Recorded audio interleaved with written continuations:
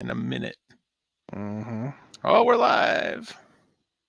So I finally bit the bullet and got Apple TV.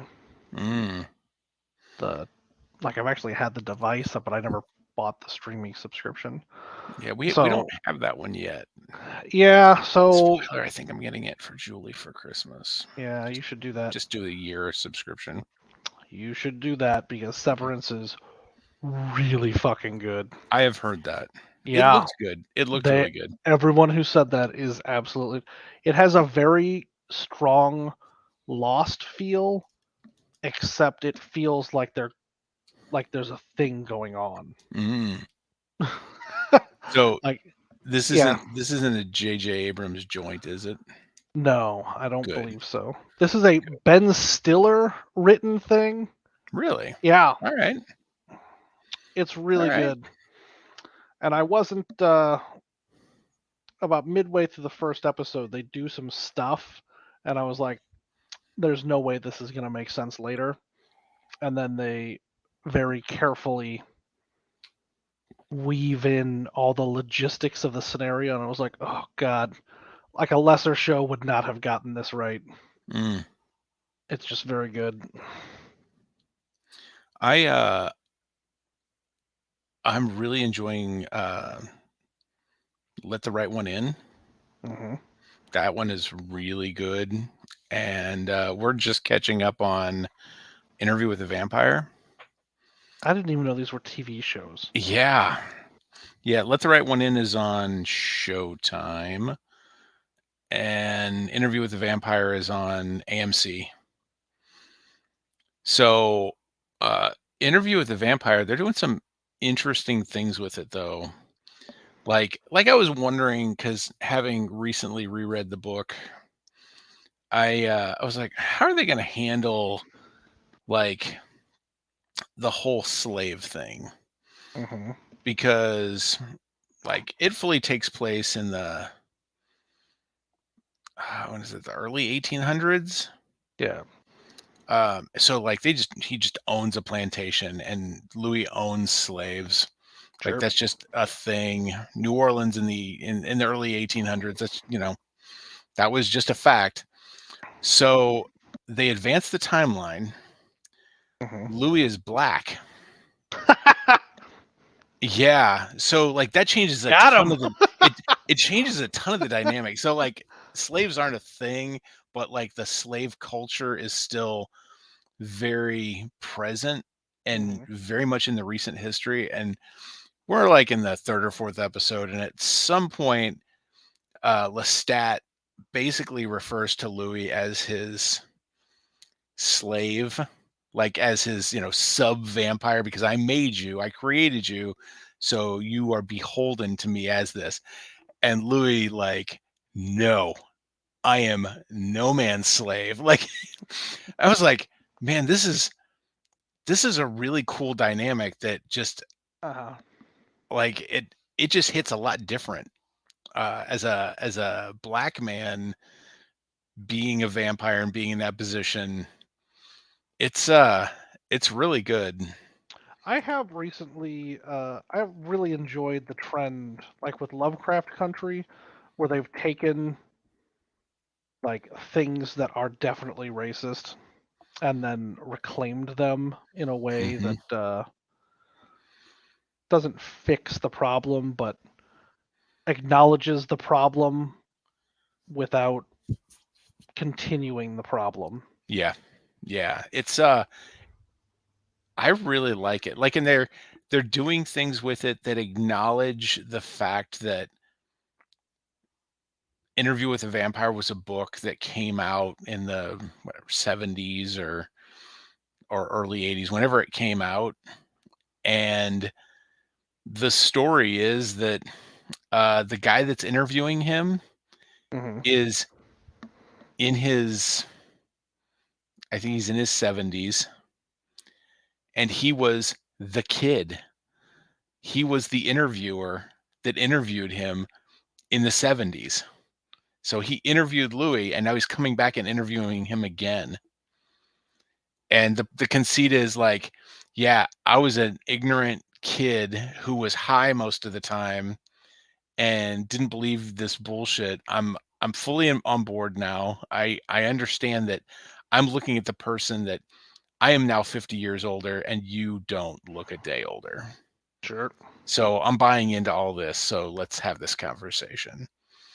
So there's a lot of good conversation around uh memory and how you remember things versus how they really happened. And I'm digging it. It's pretty good.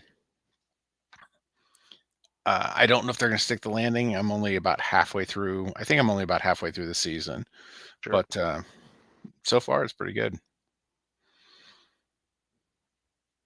All right, And Mitch isn't showing up. all right, yep. Let's just press on. Yep. You know what? We'll figure out next week. Next week. For now, let's just go. Hey, this is Tony. And this is David. We're the backseat producers, and tonight we're going to talk. We're going to get a little weird. We're gonna get a lot of weird. We're going to get a lot of weird. Oh shit! Join us, Dr. Meyer. We could have you. Oh, he's just constantly making that push. Oh, for fucking Moneyball. It's weird. Oh wait, I don't know if I can record next week. Oh, Uh, are you traveling? I think I'm gonna be traveling on Thursday, but I should probably pack and stuff. Well, there's that. We'll figure it out. We'll figure out next week or not. Yeah. We'll see. Who knows? Yeah. All right. So this is the Weird Al Yankovic movie. Weird. What'd you think? I was a little confused when I started watching it, but I really enjoyed this movie. I thought it was a lot of fun. I also enjoyed the movie, but it was not what I thought the movie was gonna be. I agree. It wasn't as funny as I thought it was going to be. It was dark really early. Like a lot darker than I thought it was going to be. And that's even before he starts murdering a bunch of people. Yeah.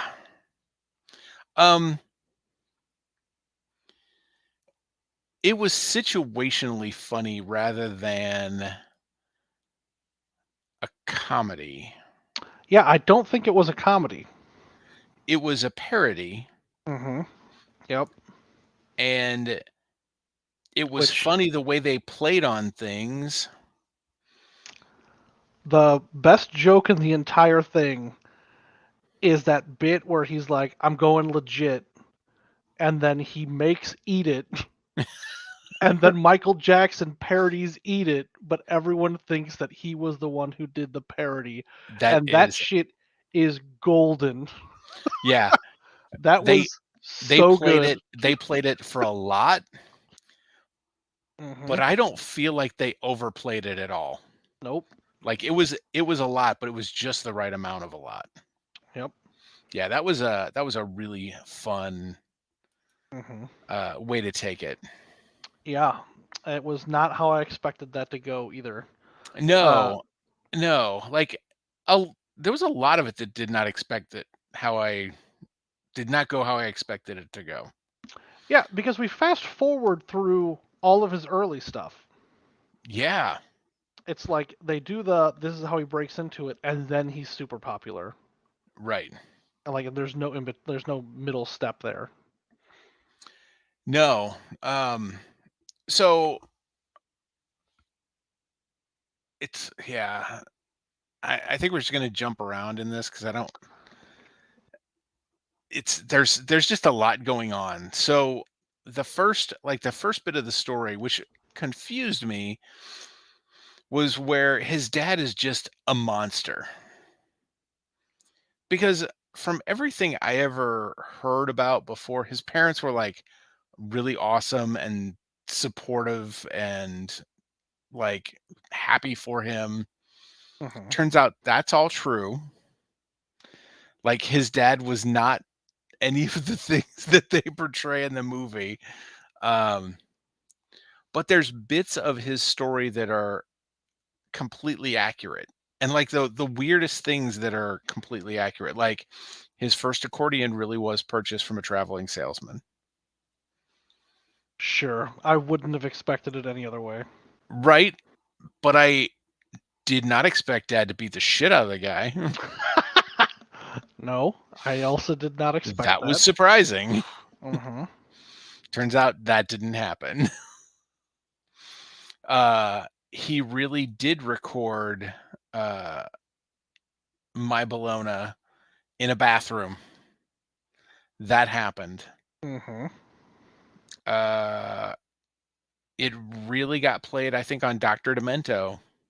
Dr. Demento was actually a big part of his early career. That happened. Madonna was actually the one who suggested Like a Surgeon.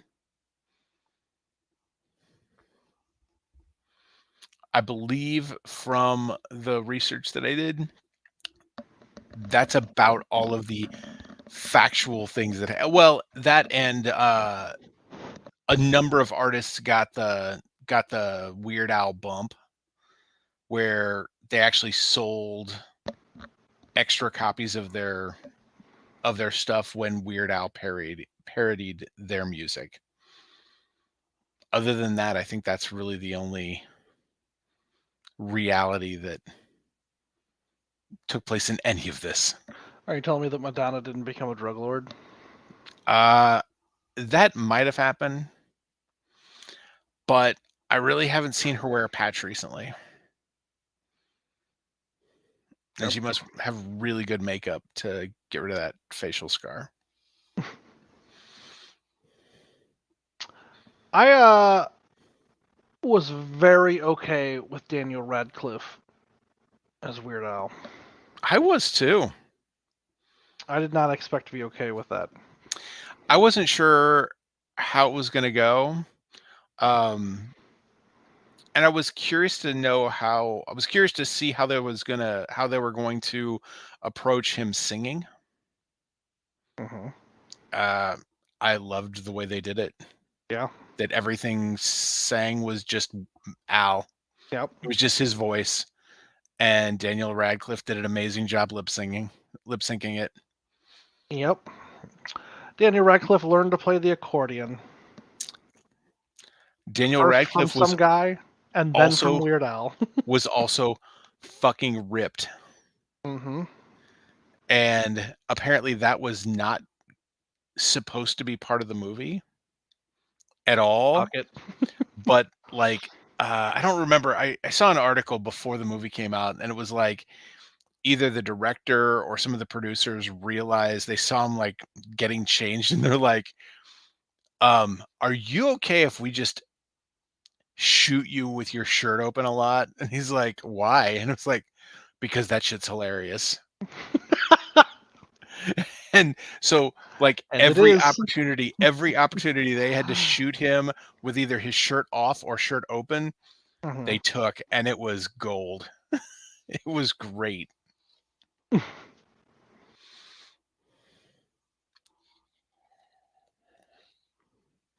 Mm. I mean, Weird Al was great in it also. Yeah, yeah. So was Rainn Wilson.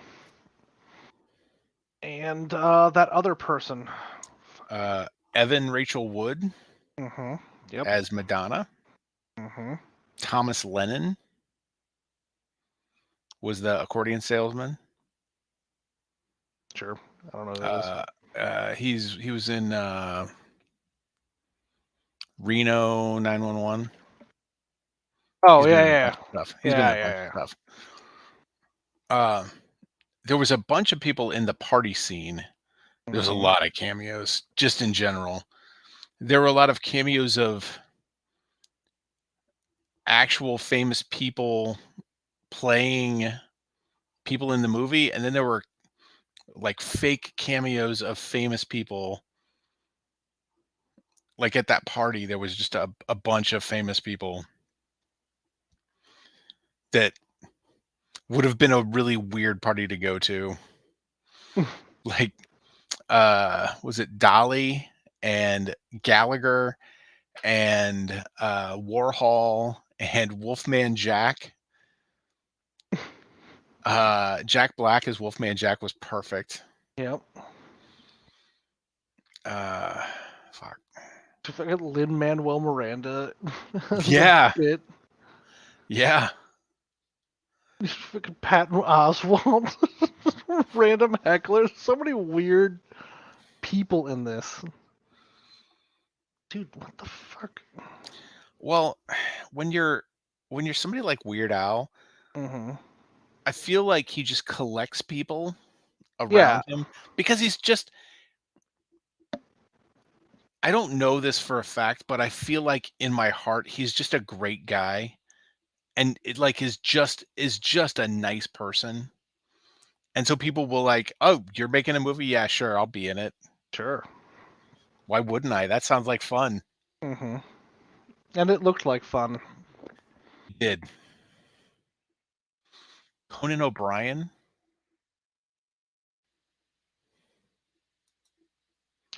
I had the IMDb thing open, but for some reason, Romeo decided that he had to clean himself on top of my hand. Sure, sure. Fucking Paul F. Tompkins was Gallagher. Yeah. Quinetta Brunson was Oprah. I don't know who that is. She is in she's got a show on NBC. Oh yeah, yeah. Uh Abbott Abbott Element. Elementary. Yeah, which is a great show. That's a lot of fun. Dietrich Is Bader it? was in. I like it. Here's my problem with the show. I feel like there are some topics that it's irresponsible to do comedy like that about, and I feel like that's one of them. What? What Like exactly? the underfunded school thing, I feel like it's irresponsible to do the comedy around it because it like that show doesn't feel like and I'm gonna say black comedy despite the fact that it's it's a black comedy, but Mhm. like it's not done in a way. It doesn't feel like it's done in a way that improves the situation. It feels like it's done in a way that's like this is a commentary for the joke and not for like a meaningful satire. Don't get me Yeah. wrong, I've watched 2 seasons of it, Yeah.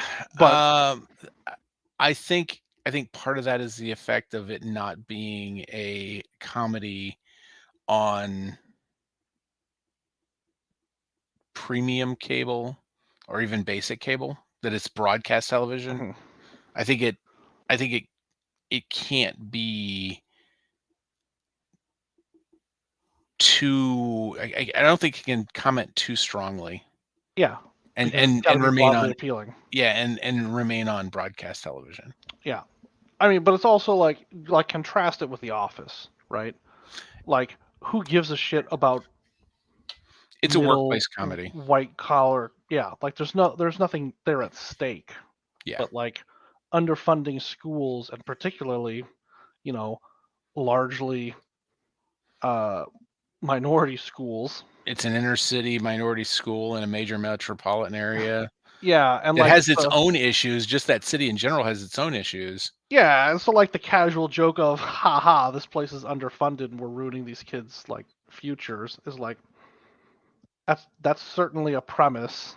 And I know that's not what they're going for, but also I don't know, I have feelings about that kind of comedy, I guess. I can see that.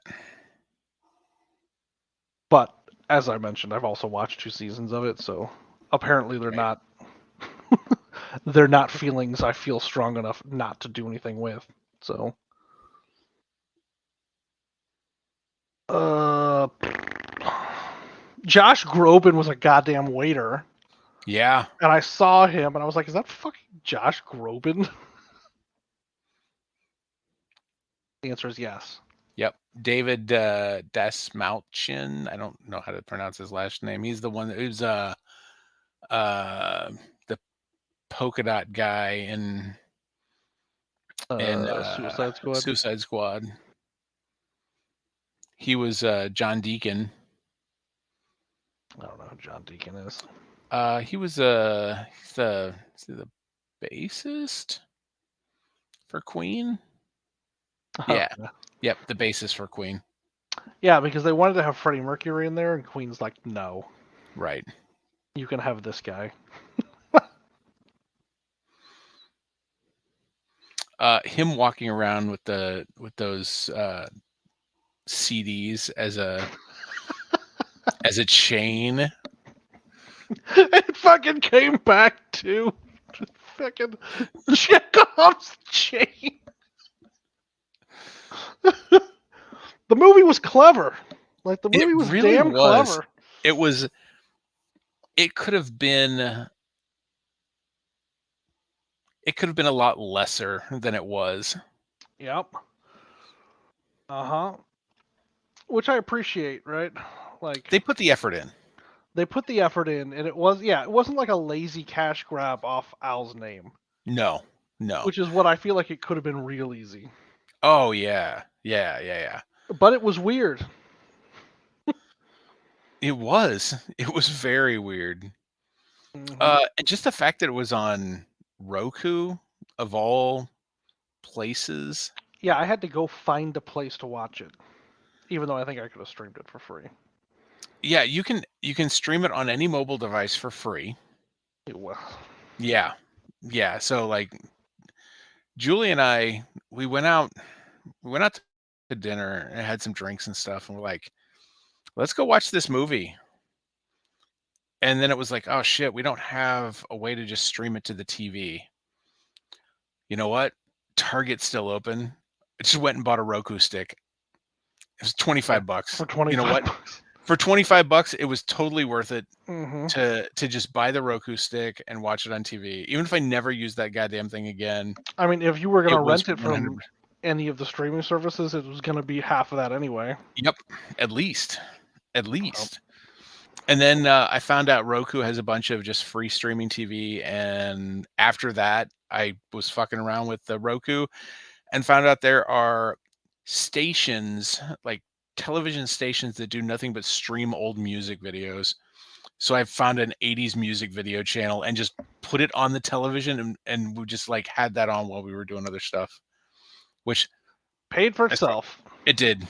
I'm thinking like the next time we have people over for game night or something, I'll just put that on in the background, because it's like the channels they put on in the bar that just play music videos.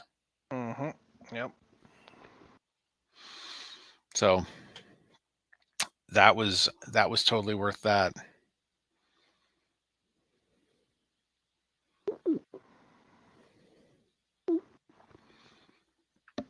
Yeah, I don't have much else to say. I know that's the problem with the movie, though. Like, they made a bunch of weird design choices, but we've talked about all the what I think are interesting ones about it. Yeah.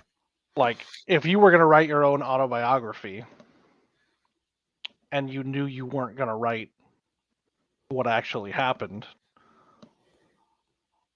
and you're also your Weird Al, I feel like this is exactly what you'd produce. I thought I thought it was hilarious. Like, we're getting only to the 80s and the movie is almost over. I'm like, what are they going to do for the rest of this movie? And then they just murder him. Yep. Like, on stage, he gets assassinated. And well, it's better to die a hero than see yourself become the villain, Tony. that is a fact. The one thing that Al took from the production was that gravestone.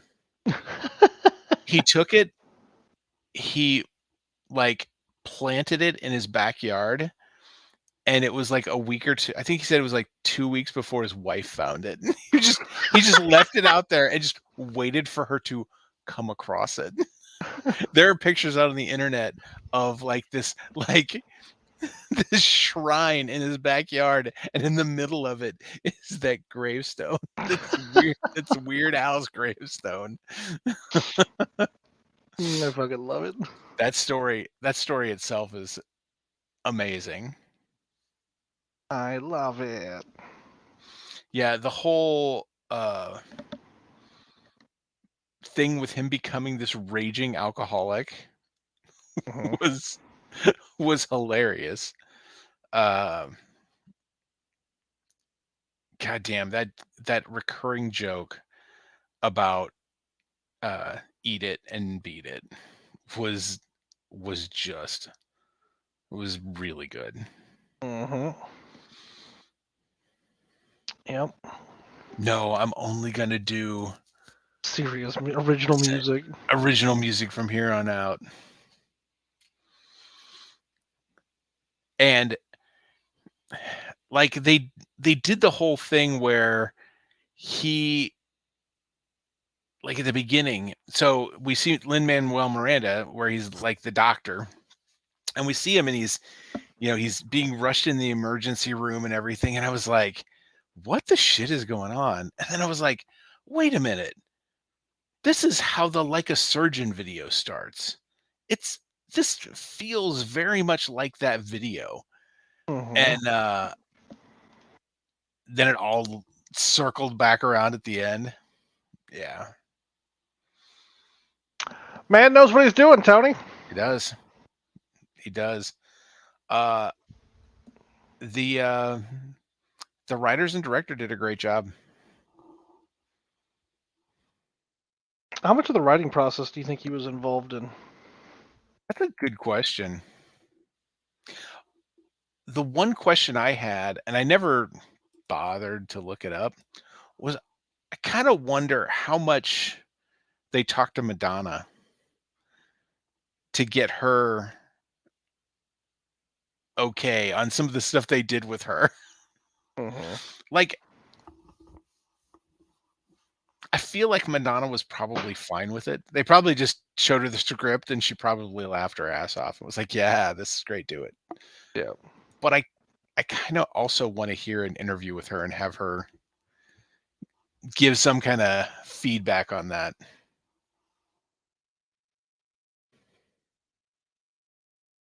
Fucking Rainn Wilson. Rainn Wilson was a great Dr. Demento. He's a weird dude, but He's a man, weird dude. he was perfect for that role.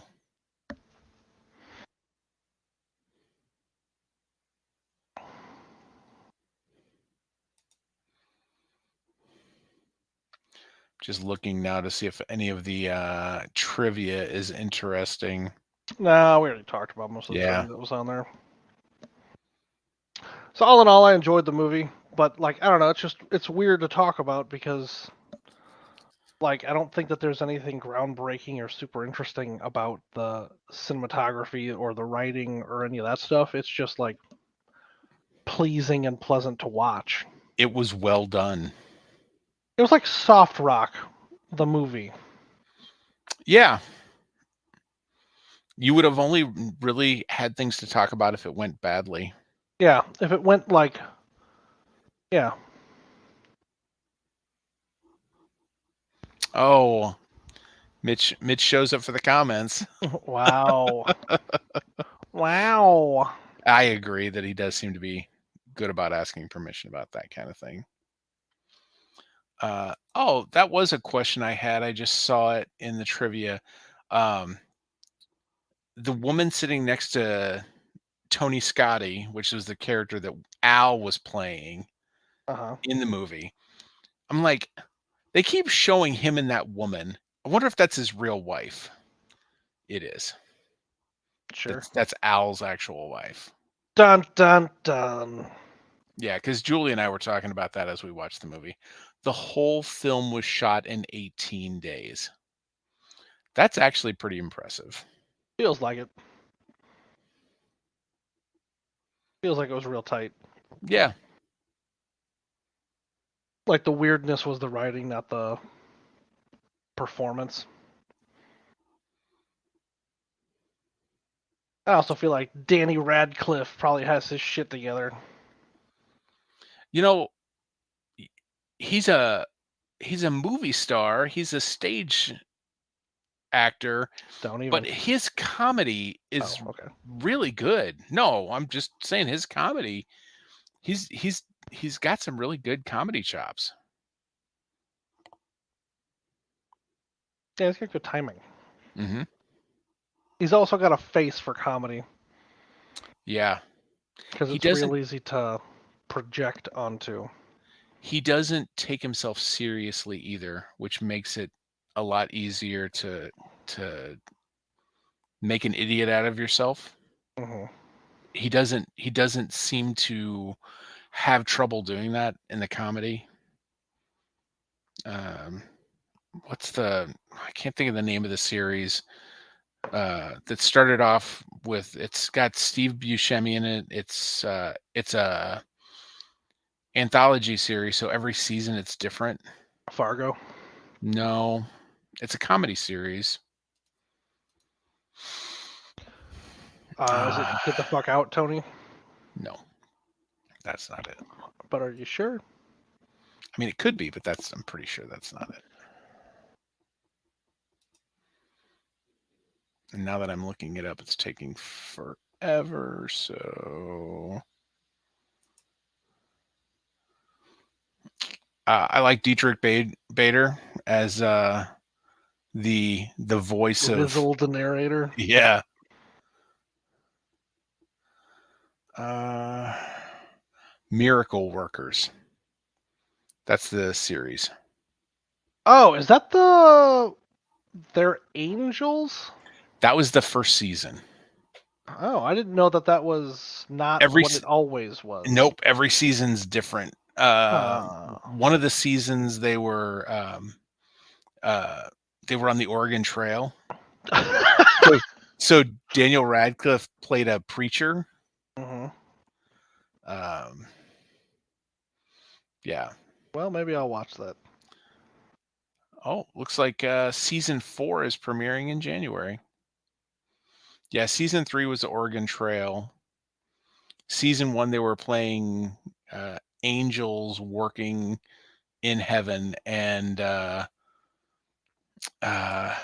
Steve Buscemi is God. Sure. I buy it. Chris Parnell is God's dad.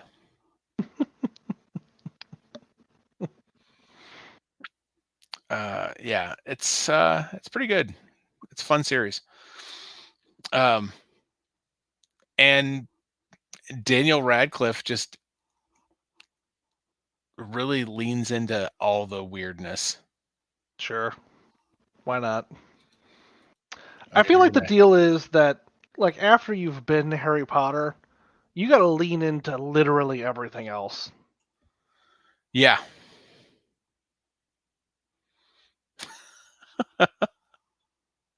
yeah, that's fair, Mitch. Mitch, some of us start at 9. Some of us punch that clock at 9.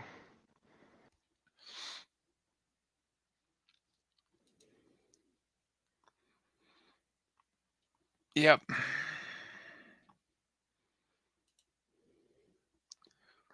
I was going back to see. So Al is listed as one of the writers, Yeah, him and Eric Apple. and Eric Apple's also the director. Hmm. The director. Oh, he was a director on 2 episodes of Silicon Valley. Hmm. Yep. I looked at his stuff. Yeah, I'm checking it out now.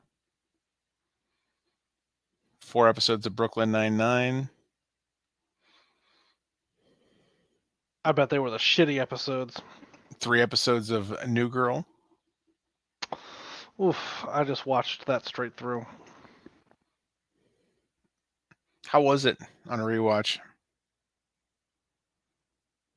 Better than I thought it would be. Okay. I mean, it's a clever show. Yeah, It's I not watched it. badly written. I watched it as it aired. Hmm. I don't think I would want to watch it as it aired. I feel like it's one of those shows that it's better if you get some momentum on it. I can see that.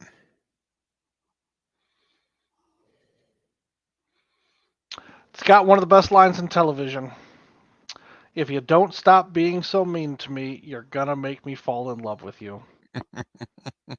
That is some top tier fucking writing. I love Schmidt. Schmidt's like he's the reason to watch the show. He is. He is. I tried to watch the show that he went to after that, and Julie still watches it, but I didn't even know he went to a show after that. Neighbors, him and I'm blanking. Don't worry, I'll look it up. I'll find it, Yeah. Tony. The Neighborhood. Oh, that's it. The Neighborhood with Cedric the Cedric Entertainer. the Entertainer. Yep. The Neighborhood.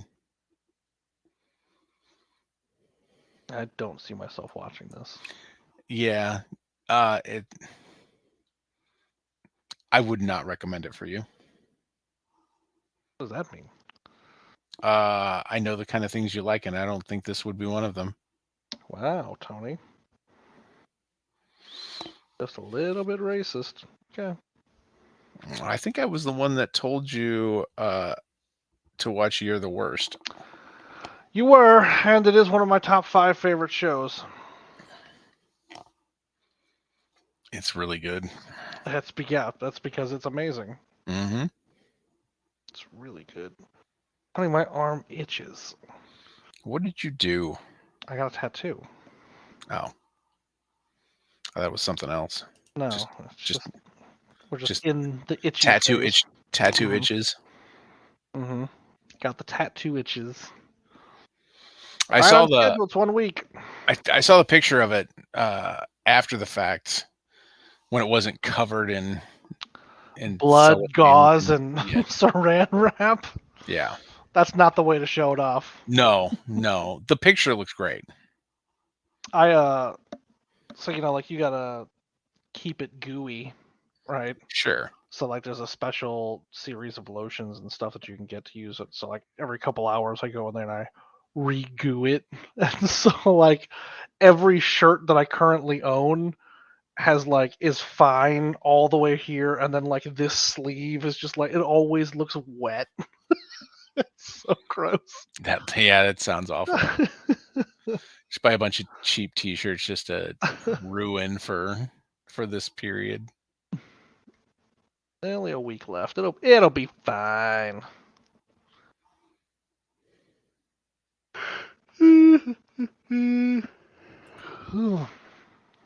I don't have a whole lot else to say about the movie. Nope, me neither. It was fun. Watch it. Yeah, it's free. It is. No excuses. You know what happened this week? What? The new WoW expansion came out. Oh yeah? Dragonflight. Mm-hmm.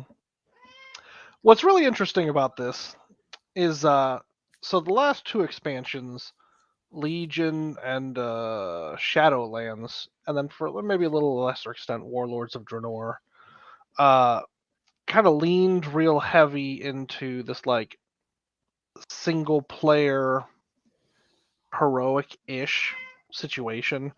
Like the last 2 had these like really extensive intro campaign type things where like once you started the intro to the expansion, you like worked through this whole story, then they set all this shit up, right? Like in Legion, you roll, it's been a while since I've played Legion, but you roll out to like the demons are rolling into Azeroth, you lead the charge to go fight them or whatever, and then like they move like the Magic City Dalaran like to this island where all the demons are, and like from every zone you can see the city, and like they did this neat thing where the zones don't have levels like in the traditional sense, right? So there's no like linear way to progress through the story.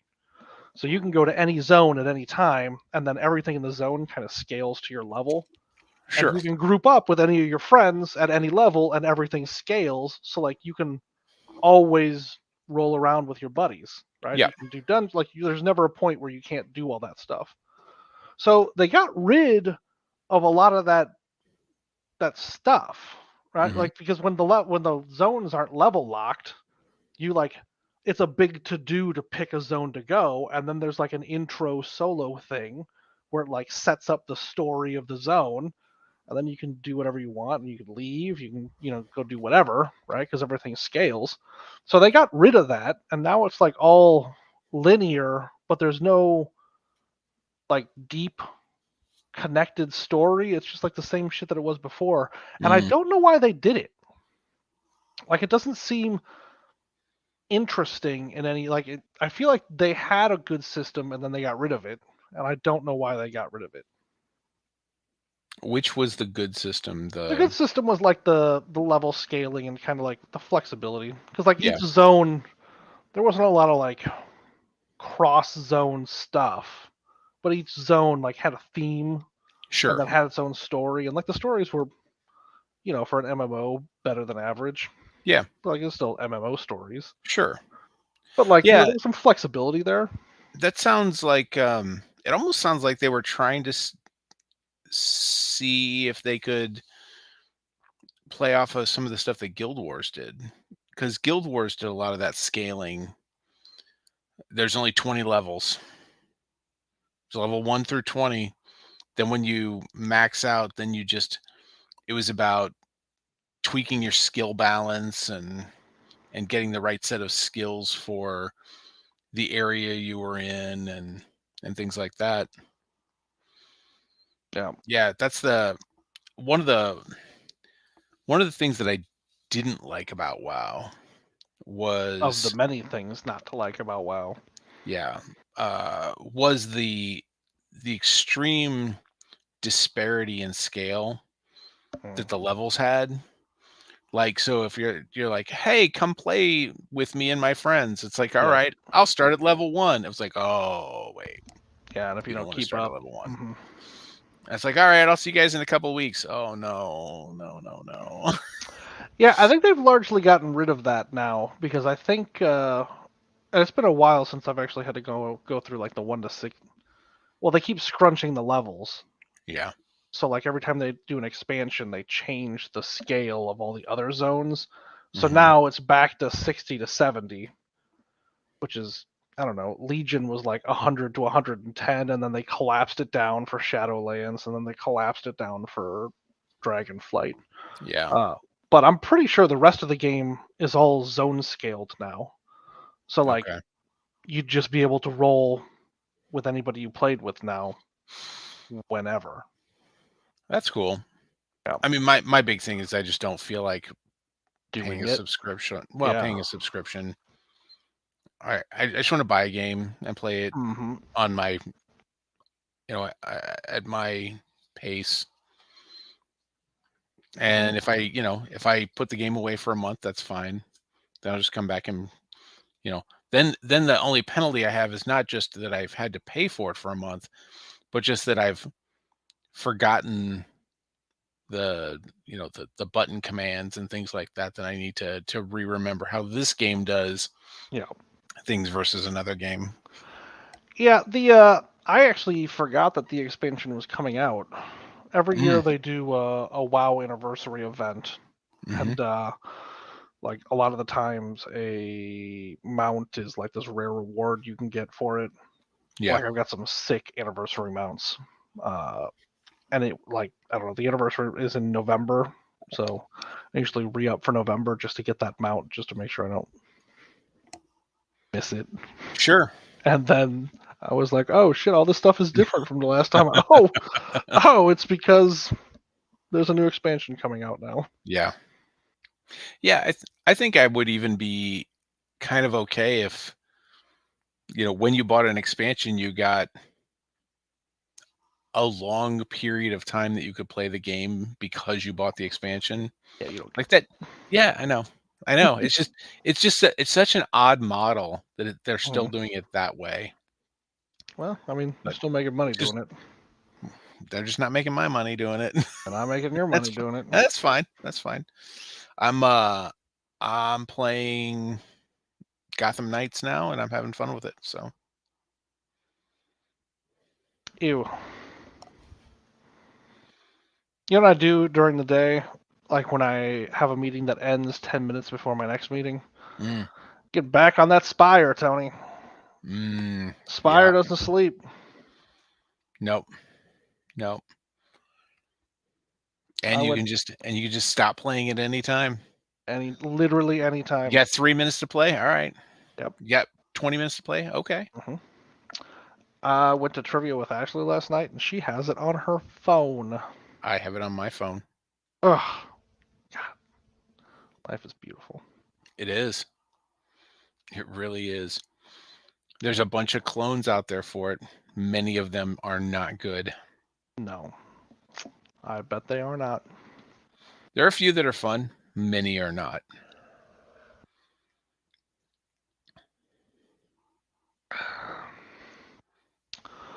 All right, I've expended my WoW discussion points. Yeah, I could talk about Gotham Knights, but I'm sure you're not interested. So, I mean, it does some similar stuff with how it's leveling up. Like it's a semi-open world where the first time you go out, you have a mission, but there's also just random crime happening.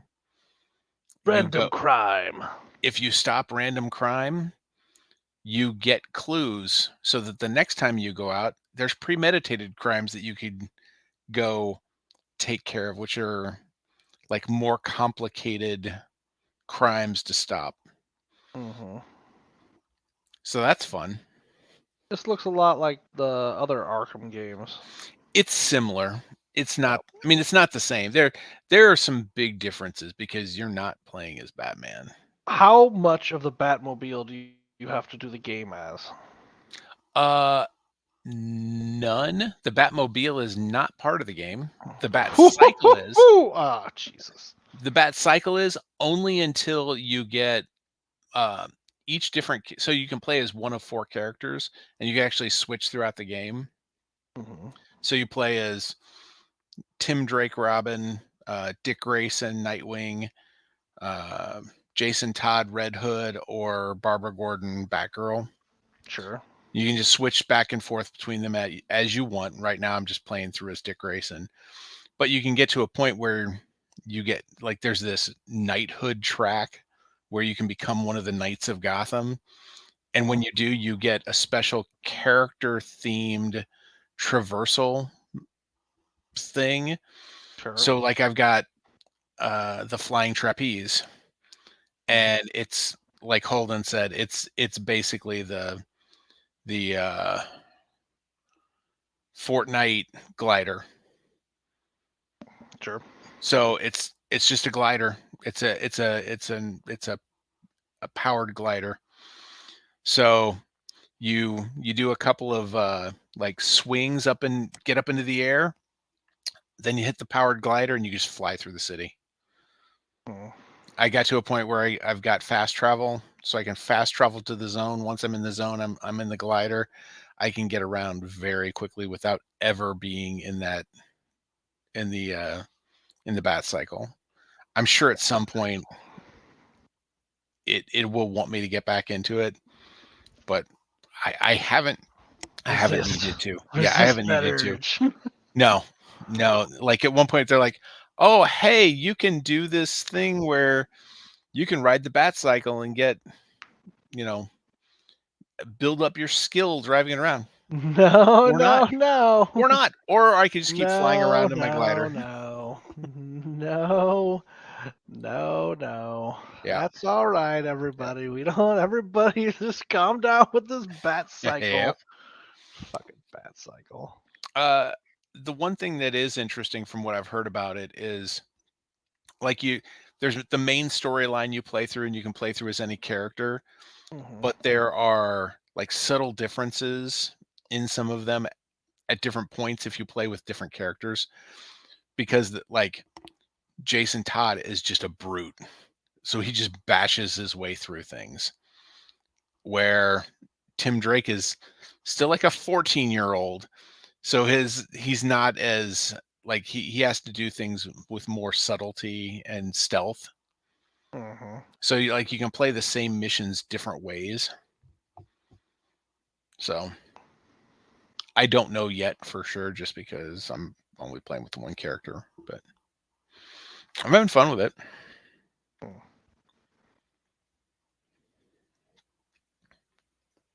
All right, that's what I got. Yep, me too. All right, well, I will see you next week or not. Yeah. All right, catch you later. So.